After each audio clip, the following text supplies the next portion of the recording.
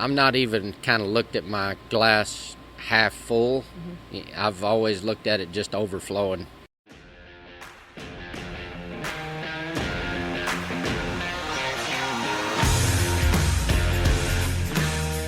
This is Chelsea Schaefer, and this is Season 4 of The Score. You all have listened to this podcast 750,000 times, and we are here in Season 4 to bring you even more of what you love.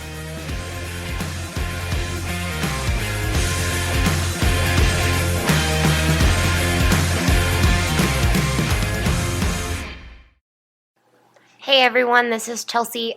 I am turning over the reins today of The Score to Caitlin. She was at the timed event and the Bob Weiss Invitational, so she's got the interviews from Marcus Terrio and, of course, Manny Egusquiza and Kory Koontz.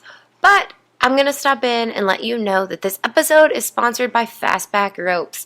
Now, Fastback Ropes is the rope that has won the last 2 12.5s during BFI week. That is right. Hannah and Mike White won both ropings in 2020 and 2021. Hannah was heading with the Cobalt and Mike was heeling with the Ultimate 4. We'll tell you more about both of those ropes on the commercial break.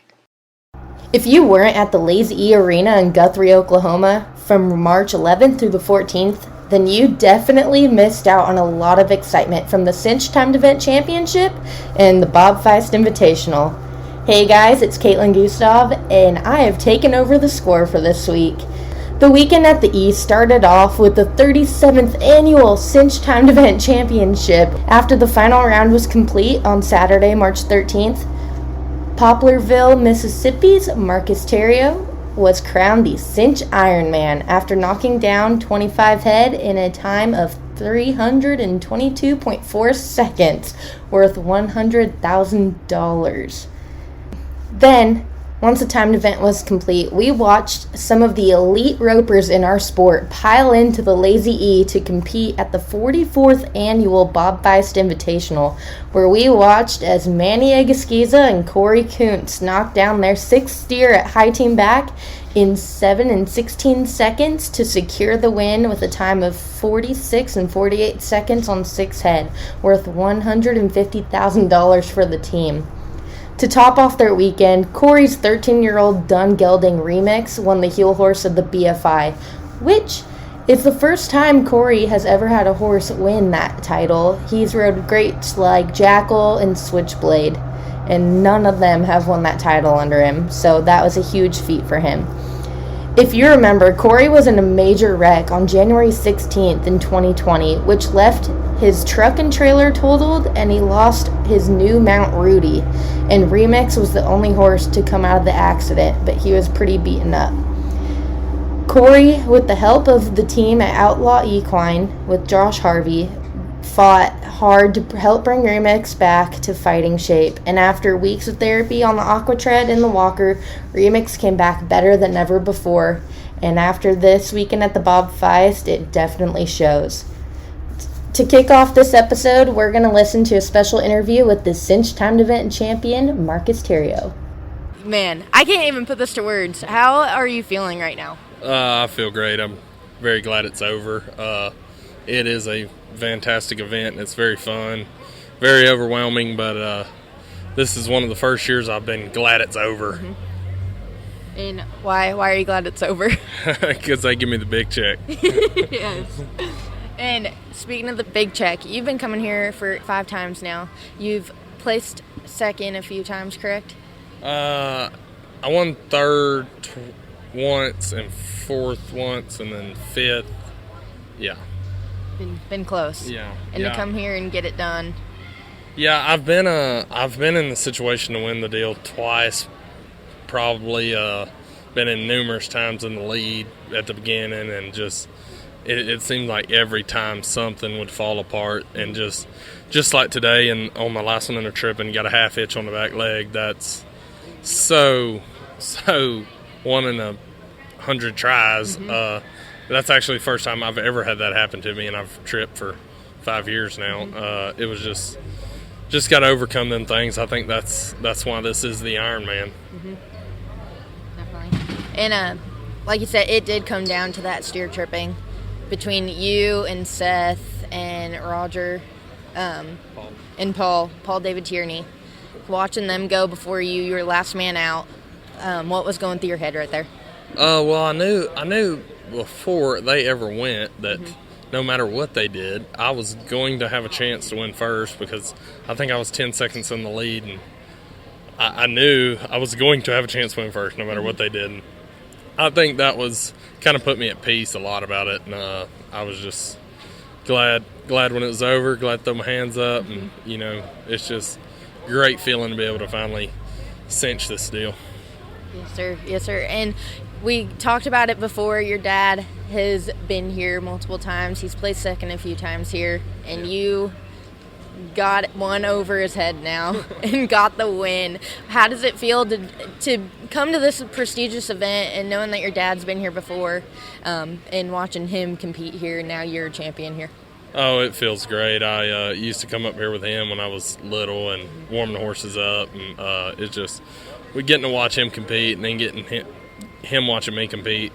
I think we're both way more nervous watching than actually competing, but it's a great deal. You know, it's just it's one of them deals. Until you win it, it's will I ever win it?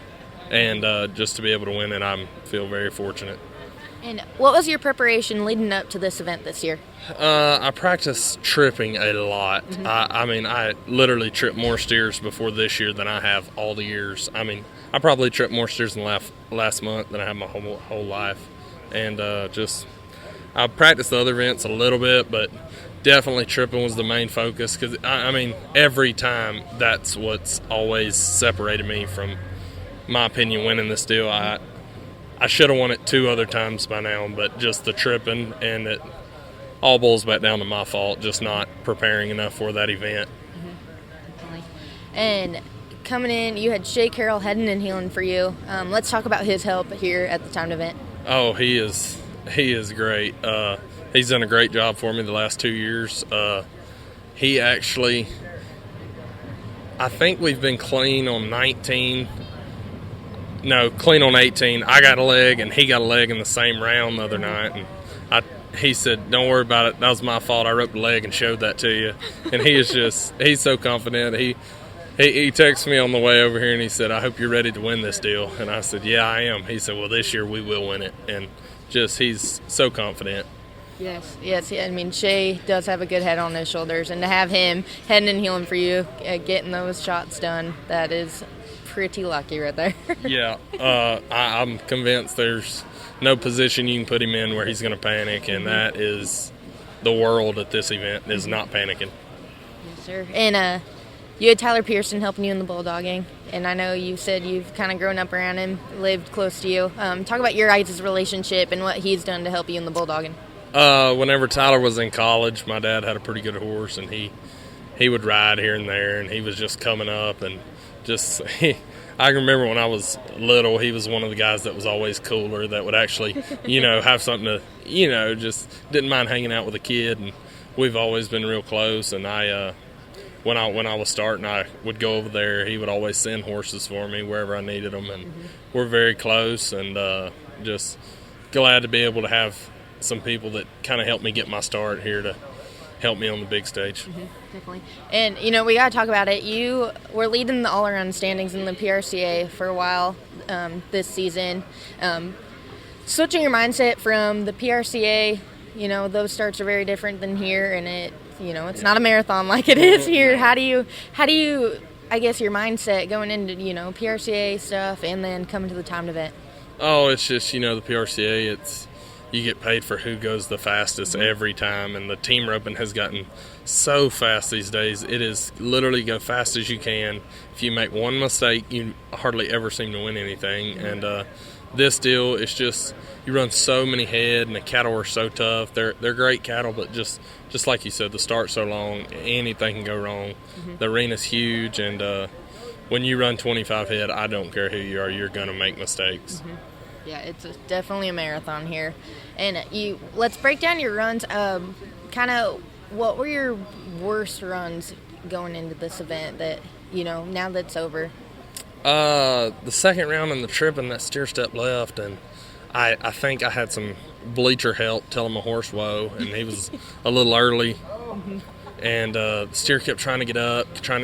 And finally, I smooched to him and got him back on the end of it, and then the steer took the tie. And I was beating myself up because I did not know why I didn't smooch to him 10 seconds earlier, and that was tough. And then the one today, just got a half hitch on the leg. That's very unfortunate. And I was just like, whenever that steer was on the ground, I was like, God, I didn't do everything I was supposed to do right here, but it was supposed to work, and it's not working, and I don't know why. Yes. And let's talk about best run. What was your personal best run this week? I would have to go with the 14.5 in the tripping. That is, I know that was by far not the fastest run here in the tripping, but it is an A+ for me. Yes. What was great about that run, and break down that run for me. Well, I scored good, and I got my trip over there perfect, and actually didn't pull on the reins getting off. That's a big problem for me. Then I had a left-hand tie. I always miss my hooey, and I didn't miss my hooey, so there was a lot of facts in that run that I did, and I was pretty excited. First time I've kind of ever wanted to pat myself on the back.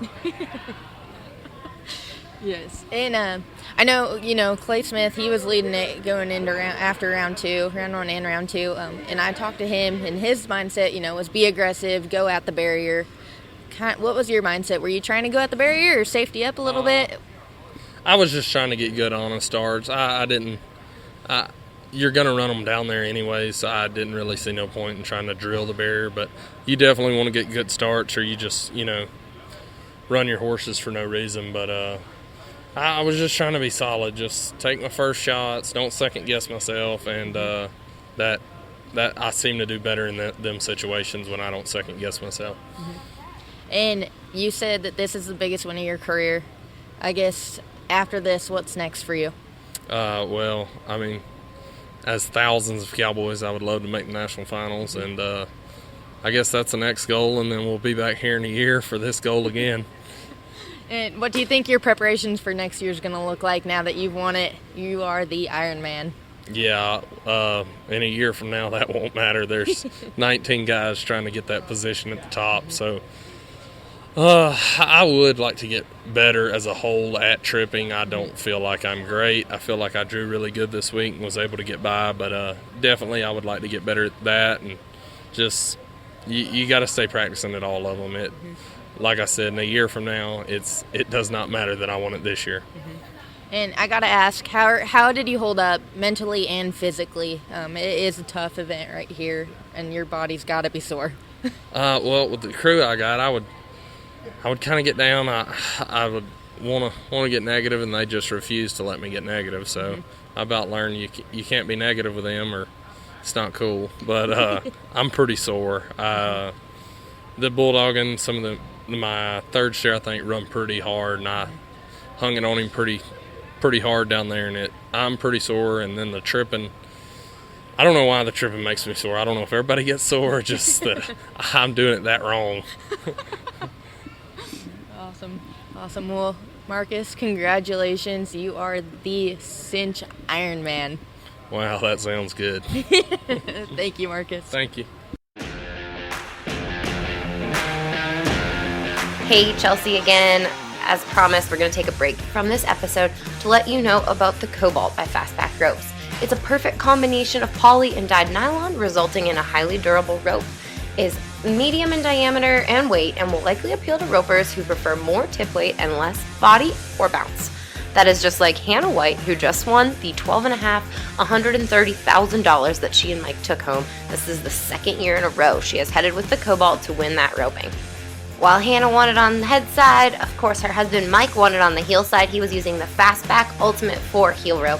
The Ultimate 4 is a nylon polyester blend 4-strand rope with this unsurpassed durability. 35 foot, the heel rope is slightly longer than the head rope. Check it out, you can find it on all the major Western retailers. And don't forget, check out fastbackropes.com. They've got a whole supply of ropes, and they have sponsored the score. Since we started this show, we are so grateful for their partnership. Thank you to Fastback Ropes.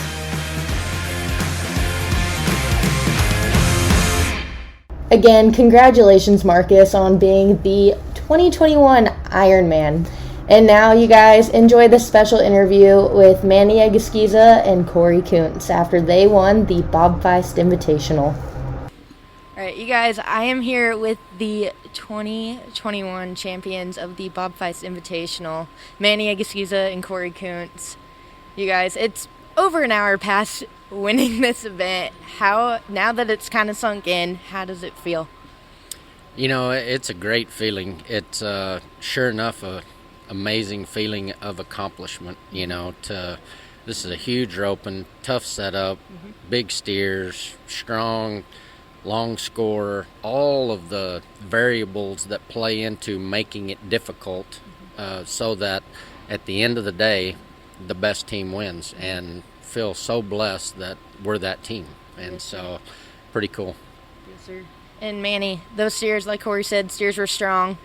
You had to let them out there, run them down. Tell me about that head horse, and tell me about running them down 6 head. Oh, that head horse is special. He let me score him out there, and I didn't think I got great starts, but I got decent starts, and he let me go to him and catch him, and then he let me do it all day, and that's the key, is all 6 all day. Yes, sir.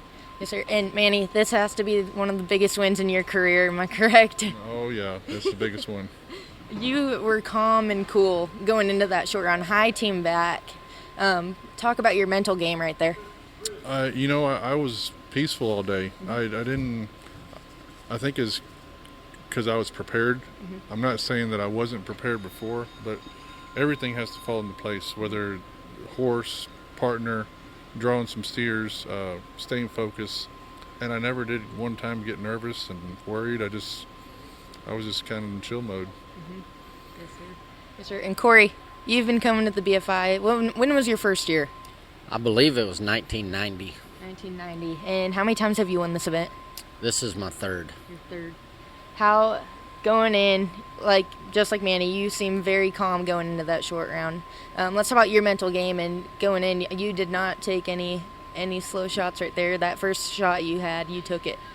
Yeah, I get more nervous thinking that I might have to follow the cow 2 or 3 hops than if I just get it over with. And so I don't know. I feel like when you have a run put together with your partner, just like he said, he didn't run up there and take extra swings. He roped out, stuck it on him. The timing of the run, we've done that a lot of times. And so when the steer come around and he was ready to rope, that's where I roped. And so, you know, I tried to do that all day. I think he did that all day. And then just so happened we executed on 6 in a row. And so it worked out good. Yes, sir. And, you know, we got to talk about it.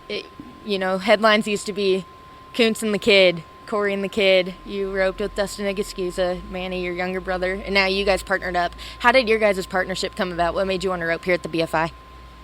Well, I was going over to Manny's and practicing a lot, just going and roping, and we're good friends anyway. And we were good friends way before I even knew who Dustin was, and when he come about. And so Manny probably had a lot to do with me and Dustin even roping together.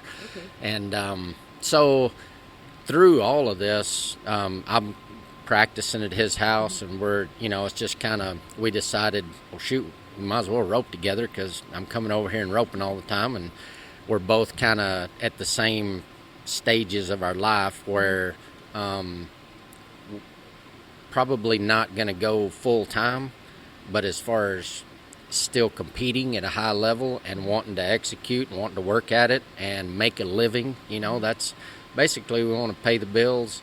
He's still got kids he's raising, and they're at home, and I've probably got maybe as little responsibility on me as I ever have, but I still got a lot on my plate, and I feel like I still rope at a real high level and want to win. And so I get up every day wanting to work at it, and me and Manny kind of in the same places in our life and same goals, and so it just worked out good to rope together.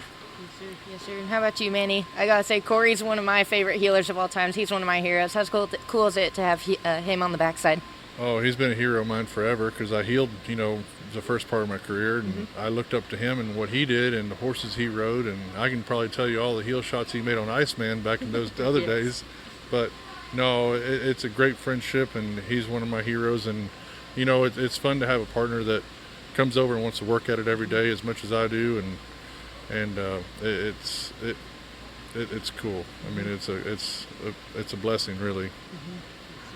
And speaking of horses, Kory, we got to talk about Remix right there. He just won the top horse at the BFI, and man, he's got a story behind him. How cool is it to come here and win on Remix? It's really cool. Me and that horse have been through a lot together. I got him as a yearling. I broke him. We've tried to kill each other a lot of times, and he was a bronc. He's bucked. He's done lots of stupid stuff, and I just kind of kept weathering the storm, and then I've rode him at some big stuff, and he's worked good, but he was never just seemed like he was all the way there. Like, he's still inconsistent, and just, well, he was in the wreck that I had a little over a year ago, and when I brought him back out of that, I don't know what changed, but he's been the best that he's ever been since getting him back 100%. And so, you know, it truly a blessing. I never thought that he would be much more than just a good horse, kind of mediocre. He proved today that, you know, he's more than that. And winning this is an honor that I've never won, the heel horse of the BFI, and so that's something that, you know, that's pretty cool to be able to put this trophy on the mantle and be able to look at it and know that Remix got me there. Yes, sir. Yes, sir. You know, you mentioned your wreck. I was going to talk about that. January 16th was the day that happened in 2020.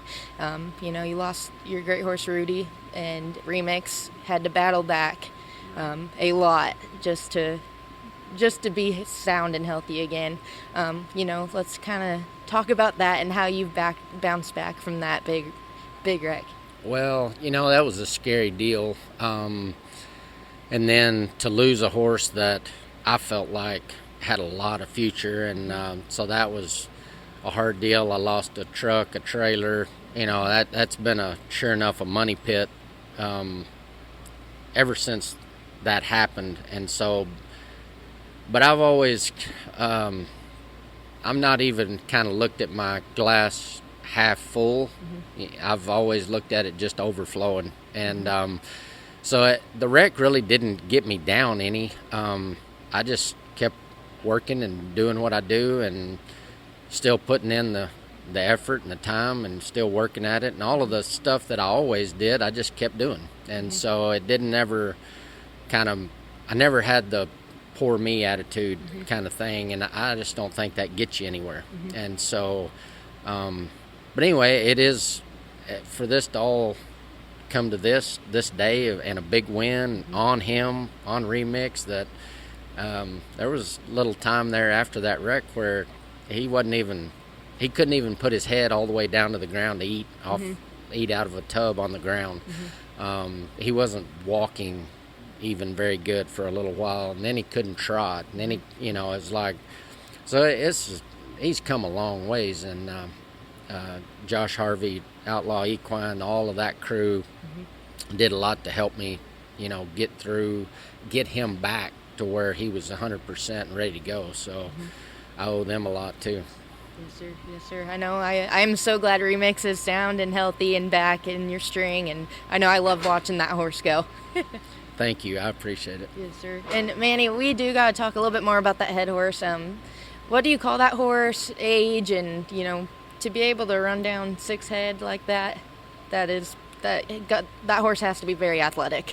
Oh yeah, he, you know, that horse is probably 15, and Bubba Buckaloo raised him, and Ivy Hurst actually pro rodeoed on that horse in the barrel racing for a while. I don't know how many years, and then the Wileys ended up with him, and then they were, you know, good enough to let me ride him, and he's just so easy. He's nothing out of the ordinary. He ain't gonna run as fast as the fastest horse here, but he scores great, and he lets me take my shot, and my shot fits him. his shot fits me, and it's a good team. I mean, really, he probably gets babied more than, well, I don't know. He gets babied pretty good, like with the other ones. Definitely. And, going through, looking back in all 6 of those runs, were there any hiccups at all throughout the day? My second steer just looked so good, and I was a little late, and I never whip. I every time I've whipped, I've actually missed. And me and my brother have a little deal. Like, he's so good whipping, and especially for these courses, give him a little bit of encouragement. And I don't know what happened, but like, I left the box, and I look up, like I'm looking at the cow, I'm like, he's getting further away, and I'm already starting my swing, so I just come out of my swing into a spank, and then before he got to the BFI sign, he was kicking another gear in, and that was my schooling him for the day. After that, I didn't have to whip no more. But he's a good one. He's special in our family. That's a horse that my wife can ride, my kid can ride. Obviously, you can barrel race on him. We've never barrel raced on him, but he's a special horse. Yes, sir. And was your family here? Was your wife and your kids here? No, actually, Cody, my boy, had a high school rodeo this morning, and my wife took him over there. Anne-Marie's 19, so she drove herself to the arena there at the Lone Star in Stephenville, which is just about 1.5 miles, and she was roping, so I was back and forth all day between roping here and on the phone with them, seeing how they did, and so no, they didn't get to come this year. And how old? You said your son's name's Cody, correct? How old is he? Cody's 18, and my daughter Anne-Marie's 19. And your wife's Candace. Candace. And so your wife and your kids, they're gone. They're in Texas while you're here, but you're here competing against your brother. How cool is it to have your brother here and being able to compete against him and make it a family event here? I said it earlier, and I'm not saying I feel comfortable because I got a guy in my corner, and when you're roping against these guys are tough, and there's actually no socializing back here. And when you have a guy that's literally on your team wanting you to do good, it means a lot. Yes, sir. $150,000 for winning this event. What's that going to do for you right now? Oh, it's life-changing. For me, it's life-changing. This is, I'll be paying some bills. I don't know if I'll buy cows or anything, but I'll be dang sure paying some stuff off. Yes, sir. $150,000 right now, Kory. What is that going to do for you? Well, $75,000 my part, plus I think we won the short round, which is another couple thousand, so $77,000. I mean, it's going to make it easier to pay the rent for a little while. There's a lot of things that I've leased or rented a place for a long time. I want to buy a piece of land, and so that I need to be able to build my own place so that I've got a place for me to work and for me to be at home. And so that's what some of this money is going to go towards, and try not to waste it. I feel like I've won a ton of money in my lifetime, and I have wasted a lot of it, I think, which I've raised. I've raised a family. I've truly been blessed, but I'm not the best money manager probably. So I might get somebody that knows a little more than me to help me this time. Yes, sir. But no, it's good. It's a life-changing amount of money, but it doesn't change what we do tomorrow. You get up and go to work again and keep doing it. Yes, sir. Yes, sir. Well, kids, you heard it from Dog right here. Learn from him. Don't spend it all in one place. There you go. Yes, sir. And last question I gotta ask you guys: are you guys gonna pro rodeo at all, or are you guys done? We're going to go to pro rodeos. We might even go a little over the 4th of July, or, when the money's good, and I'm just not interested in going full-time button heads the whole year long to try to make the NFR.